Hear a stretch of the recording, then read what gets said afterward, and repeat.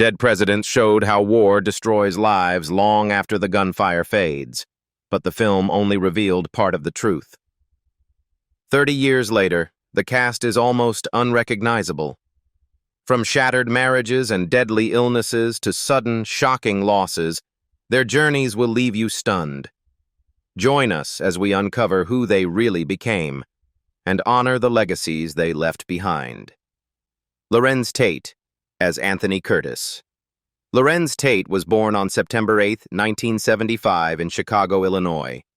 At 20 years old, Loren Tate played Anthony Curtis, the haunted Vietnam veteran searching for dignity after war, in Dead Presidents in 1995. The performance signaled his evolution from raw intensity to layered tragedy. Off-screen, his marriage to Thomasina Parrott, beginning in 2006, provided consistency rarely matched by his career path. After early success in Menace to Society and the romantic acclaim of Love Jones, Tate became increasingly selective, declining roles that felt limiting or stereotypical.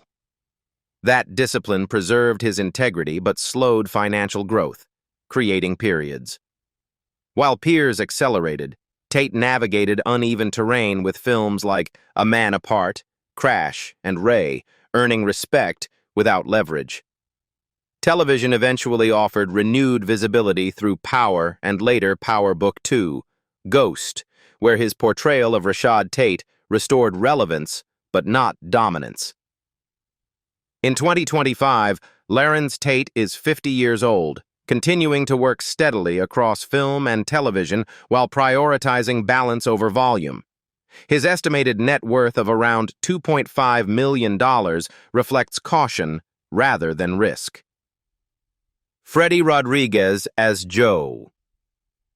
Freddy Rodriguez was born on January 17, 1975 in Chicago, Illinois. At 20 years old, Freddy Rodriguez played Joe, the traumatized Vietnam veteran whose rage and survival instincts exposed the cost of war, in Dead Presidents in 1995. The role forced him into emotionally demanding material at the very start of his career. Away from the screen, his marriage to Elsie Rivera, which began in 2008, became a source of balance as his workload intensified.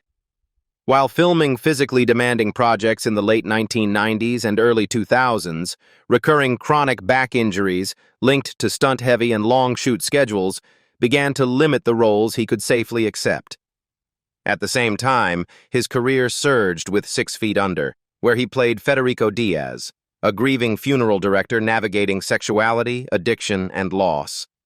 That success carried pressure. Between 6 Feet Under, Planet Terror, where he portrayed El Rey, the scarred rebel fighter, and later projects like Harsh Times and Ugly Betty, Rodriguez was rarely absent from screens, yet often locked into intense, psychologically heavy characters.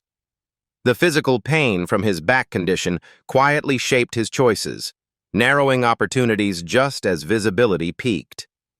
Today, Freddy Rodriguez is 50 years old and continues working steadily in television and film, balancing health with career longevity. His estimated net worth of $4 million reflects consistent work rather than explosive fame, built across decades of resilience rather than spectacle. Chris Tucker as Skip. Chris Tucker was born on August 31, 1971, in Atlanta, Georgia. At 24 years old, Chris Tucker played Skip, the sharp-tongued soldier whose jokes barely cover fear and recklessness, in Dead Presidents in 1995. The performance came just as his comic style was exploding. It marked the moment his life began moving faster than his control. That speed cut deeply into his private world.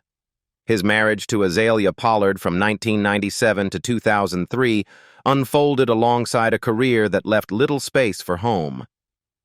As Friday turned him into a cult icon and Rush Hour transformed him into an international star, months were spent on sets, planes, and promotion rather than with family.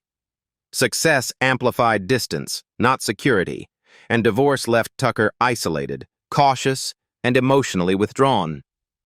Career triumph quickly morphed into pressure and fear. After earning nearly $50 million from the Rush Hour trilogy, Becoming one of Hollywood's highest-paid actors, Tucker stepped back, refusing sequels like Next Friday and limiting roles involving violence or profanity. Films such as Silver Linings Playbook and later Air showed range, but momentum stalled. At the same time, failed real estate investments, poor accounting, and escalating IRS disputes throughout the 2000s triggered lawsuits and relentless anxiety, turning wealth into liability. Today, Chris Tucker is 54 years old, cautiously balancing stand-up comedy with selective film work. His estimated net worth of around $5 million reflects survival after excess, rather than sustained dominance. Bokeem Woodbine as Cleon. Bokeem Woodbine was born on April 13, 1973, in Harlem, New York. At 22 years old, Bokeem Woodbine played Cleon, the reckless young soldier whose anger and loyalty push him toward irreversible choices, in Dead Presidents in 1995. The role placed him inside a serious ensemble before Hollywood knew what to do with him. In his personal life, he married to Mahalie Woodbine since 1999 and built a quiet family life while his career moved unevenly. During the late 1990s, he worked constantly in films like Gridlocked and television appearances on The Sopranos, yet each role felt like a test rather than a breakthrough. The contrast between a steady home and an unpredictable career created internal tension. That tension stretched into the 2000s. Even after appearing in the Oscar-winning Ray as saxophonist David "Fathead" Newman, Woodbine found himself cycling through supporting parts in projects such as Saving Grace, Southland, and Devil. The work was consistent, but the ceiling remained low. Now, Bokeem Woodbine is 52 years old, still active after his critical resurgence as Mike Milligan in Fargo, a performance that earned him an Emmy nomination. His estimated net worth of around $3 million reflects longevity earned slowly. Keith David as Kirby. Keith David was born on June 4, 1956, in New York City. At 39 years old, Keith David played Kirby, a hardened criminal associate who reinforces order through intimidation and loyalty, in Dead Presidents in 1995. The character stood close to power but never above it. That positioning echoed his own career reality. His marriage to Margaret Edwards, whom he married in 1990, endured prolonged imbalance as work consumed his calendar. Throughout the 1990s, overlapping films such as Men at Work, Marked for Death, and Clockers kept him constantly moving, leaving family life fragmented. Tension surfaced through absence, missed milestones, delayed conversations, and the slow erosion of shared time that demanded constant repair. Career frustration followed a different path. Despite powerful performances in The Thing and Platoon, David found himself repeatedly funneled into supporting roles while leading opportunities passed him by. Voice work offered escape and validation. Roles like Goliath in Gargoyles and later the Arbiter in Halo brought critical acclaim, including an Annie Award. The mental strain of carrying an iconic voice while seeking broader recognition created fatigue that lingered beneath success. Today, Keith David is 69 years old and continues to work across film, television, and high-profile voice projects. His estimated net worth of around $7 million reflects decades of unbroken productivity rather than headline dominance. James Pickens Jr. as Mr. Curtis James. Pickens Jr. was born on October 26, 1954, in Cleveland, Ohio. At 41 years old, James Pickens Jr. played Mr. Curtis, the strict, emotionally distant father figure who enforces discipline inside the household, in Dead Presidents in 1995. The role reflected authority without tenderness. It arrived while his own life lacked certainty. At home, his marriage to Gina Taylor, whom he married in 1984, was under quiet but relentless strain. In the early and mid-1990s, inconsistent acting income forced him to accept whatever work came, leaving little control over time or location. Projects like Another World and recurring television appearances kept food on the table but not peace in the home. Financial pressure crept into conversations. turning long absences into their emotional distance. His professional period tested his resolve. Despite steady work in shows like Roseanne, Beverly Hills, 90210, and The X-Files, recognition remained elusive, feeding a sense of stagnation. Relief finally came with Grey's Anatomy in 2005, yet stability proved fragile. In November 2025, a prostate cancer diagnosis abruptly shifted his priorities, forcing him to pause, undergo treatment, and confront fear that success could not shield him from. Today, he is 71 years old, back on set after announcing he was cancer-free and continuing his long-running television work. His estimated net worth of about $2 million reflects a career built through endurance rather than spectacle. Jenifer Lewis as Mrs. Curtis. Jenifer Lewis was born on January 25, 1957, in Kinloch, Missouri. At 38 years old, Jenifer Lewis played Mrs. Curtis, the hard-edged mother of Anthony Curtis, a woman carrying the weight of discipline, fear, and survival inside the household in Dead Presidents in 1995. Her character reflected a parent shaped by pressure rather than protection. Off-screen, Lewis's private life was unraveling in ways the public never saw. She was never legally married, but her long-term relationship with Arnold Bird, the father of her only child, Charmaine, became a source of prolonged emotional conflict after their separation. Disputes over parenting, money, and independence turned the relationship corrosive, leaving Lewis to raise her daughter alone while maintaining a public image of strength. The absence of stability at home fed isolation rather than relief. At the same time, her career suffered violent interruptions caused by undiagnosed bipolar disorder, a condition she later revealed in her memoir, The Mother of Black Hollywood. During periods when she appeared in films like Sister Act and Poetic Justice, she was privately battling depressive episodes so severe that she lost roles, disappeared from projects, and came dangerously close to suicide. The illness distorted judgment, strained professional relationships, and pushed her into destructive cycles that Hollywood quietly punished rather than supported. Today, Jenifer Lewis is 68 years old, still working and speaking openly about mental health after surviving years of silence. Her estimated net worth of around $6 million reflects decades of persistence across film and television, including Blackish, which earned her multiple NAACP Image Award nominations. Clifton Powell as Cutty. Clifton Powell was born on March 16, 1956, in Washington, D.C. At 39 years old, Clifton Powell played Cutty, a volatile criminal associate driven by impulse, greed, and intimidation, in Dead Presidents in 1995. The role captured the danger of loyalty without limits. Behind that image, Powell's personal life was already under strain. His marriage to Sharon Powell was marked by repeated conflict as early success collided with financial responsibility and constant travel. Powell later admitted marrying too young intensified pressure rather than grounding him, leading to periods of separation and ongoing disputes about money and family stability. The weight of providing never eased, even when work slowed. Professionally, Powell faced a different erosion.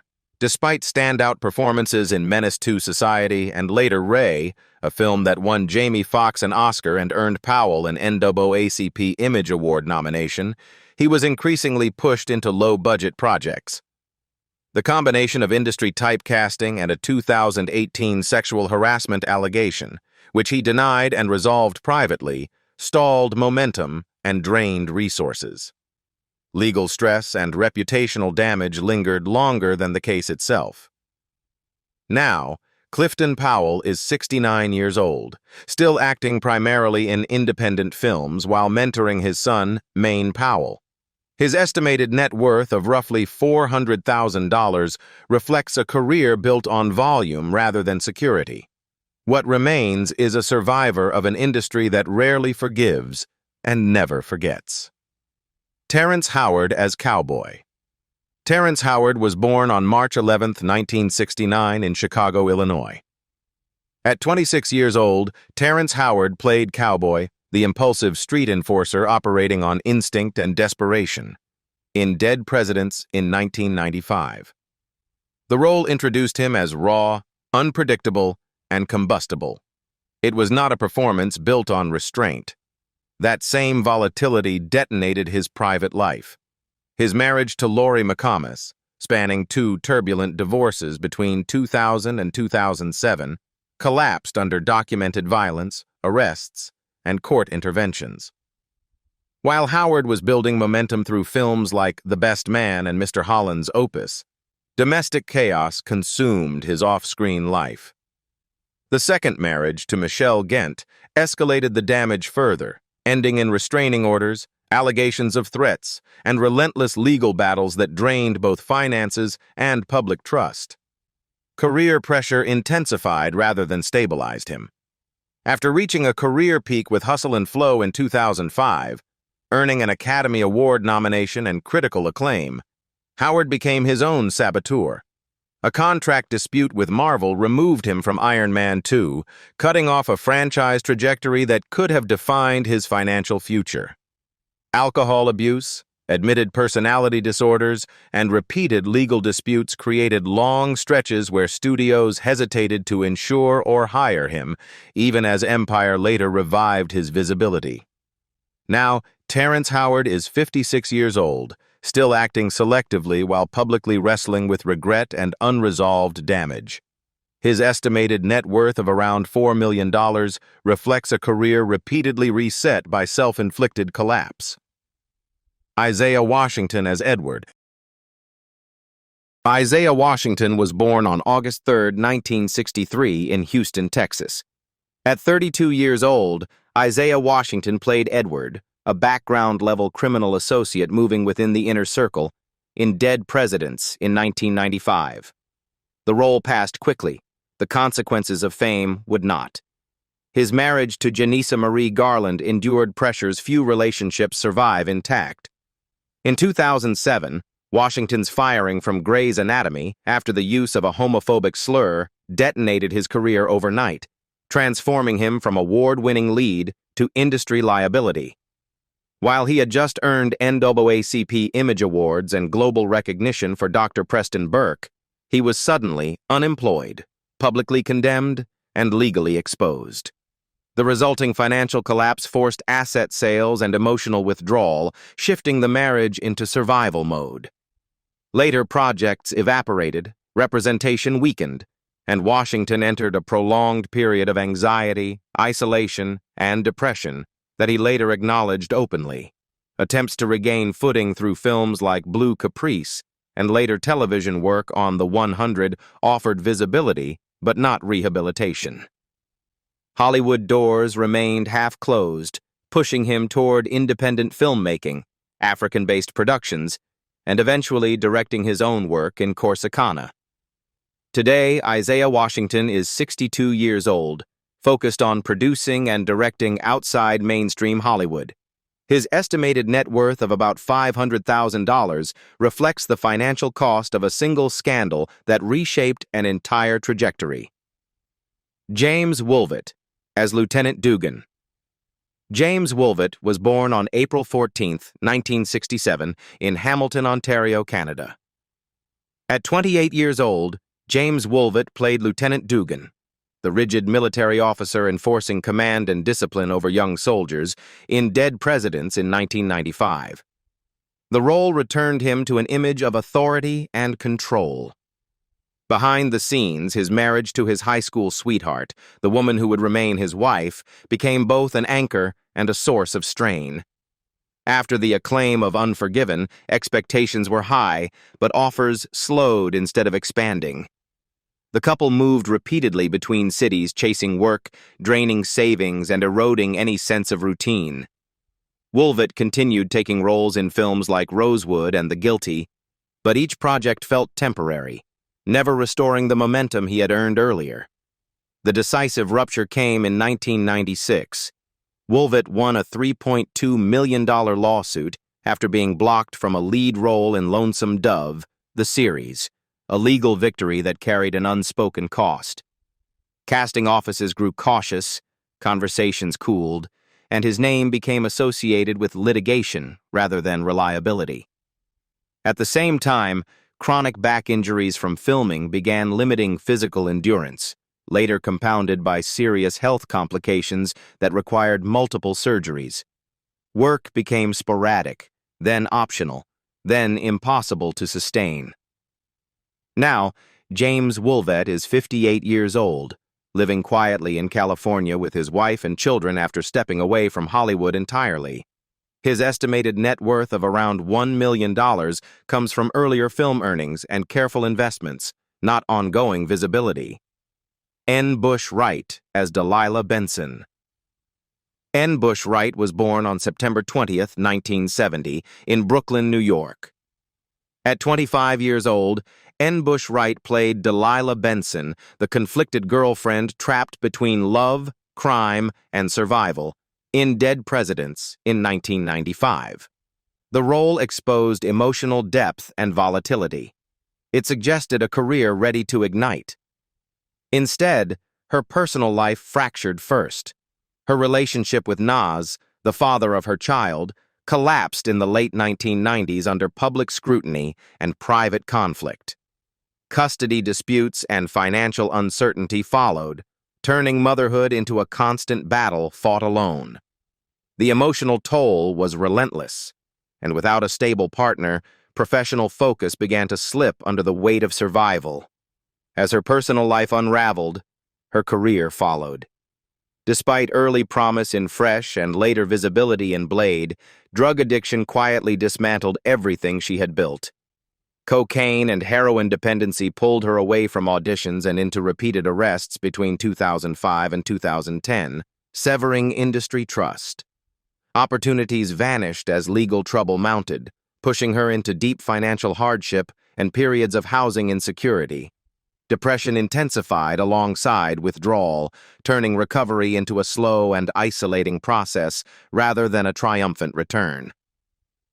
Now, N. Bush Wright is 55 years old, living far from the spotlight after withdrawing from mainstream acting to preserve stability. Her estimated net worth of around $1 million comes almost entirely from earlier film work, not recent projects. Michael Imperioli as D'Ambrosio. Michael Imperioli was born on March 26, 1966, in Mount Vernon, New York.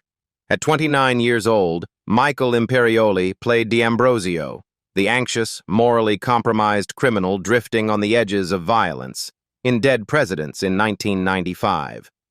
The role captured nervous intensity. Behind the scenes, his marriage to Victoria Klebowski, whom he married in 1996, became a stabilizing force during years of internal chaos. Following Goodfellas, Imperioli struggled with addiction and depression, pressures intensified by steady but unsatisfying supporting roles in films like Bad Boys and The Basketball Diaries. The tension between ambition and self-destruction threatened both career and family, forcing him to confront habits that could have erased everything. Professionally, recovery and breakthrough collided. While rebuilding his life, Imperioli landed Christopher Moltisanti on The Sopranos, a role that evolved alongside his own sobriety and earned him an Emmy Award.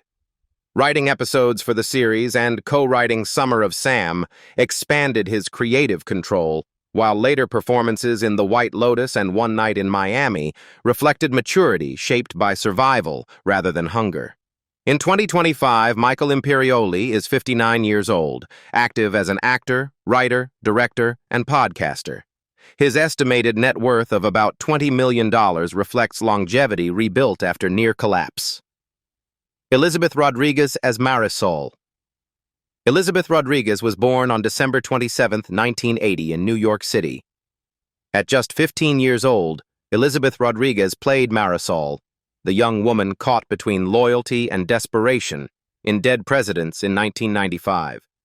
The role placed her inside adult material before her career had any protection. Her personal life later found stability through marriage to Matt Walton in 2012, a partnership that grounded her during years of professional uncertainty. Early in her career, Rodriguez cycled through supporting roles in projects like Blow, Miami Vice, and 6 Feet Under, often praised, yet rarely centered. The repetition created career strain, forcing her to fight against invisibility rather than failure. That tension intensified before it finally broke. While working across television and theater, she carried financial and emotional pressure until Orange is the New Black transformed her trajectory. As Aleida Diaz, she embodied a volatile mother shaped by poverty, incarceration, and regret, turning years of frustration into a defining performance. Parallel to this, her Broadway work in The Motherfucker with the Hat earned major theater awards, proving range beyond the screen. Now, Elizabeth Rodriguez is 45 years old, 2025 minus 1980, continuing to work across film, television, and theater with creative control she once lacked. Her estimated net worth of $3 million reflects a career reclaimed through persistence after years of being overlooked. Sticky Fingaz, as Martin Kirk Jones, was born on November 3, 1973, in Brooklyn, New York. At 22 years old, Sticky Fingaz played Martin, the volatile, street-hardened friend whose loyalty masks simmering rage, in Dead Presidents in 1995. The role fit his raw intensity. It blurred the line between music and film at a moment when both worlds were colliding around him. As a key member of Onyx, the group's internal fractures and eventual decline placed enormous pressure on him. The late 1990s unraveling of the group's momentum coincided with financial instability and creative frustration, even as he took acting roles in films like Clockers and In Too Deep. Stability never arrived. It was constantly postponed. After Onyx lost its commercial dominance, Sticky Fingaz pushed deeper into acting and solo music, pouring anger and disillusionment into projects like Blade the Series, where he played the half-vampire warrior Blade, and his concept album Black Trash, the autobiography of Kirk Jones. The work was ambitious and personal, but mainstream recognition lagged behind effort, keeping his career in a constant state of reinvention rather than ascent. Now, Sticky Fingaz is 52 years old, living independently and focused primarily on music, independent film, and creative control outside the industry system. His estimated net worth of around $1 million reflects a career shaped by intensity, survival, and refusal to disappear. 30 years later, the faces have changed, but the consequences of fame, war, and survival remain. Some found peace, others vanished, and a few are still fighting battles no camera ever captured. Which story shocked you the most? And whose fate do you think deserved a different ending? If this journey moved you, like the video, share your thoughts below and subscribe for more then and now stories that time never forgave.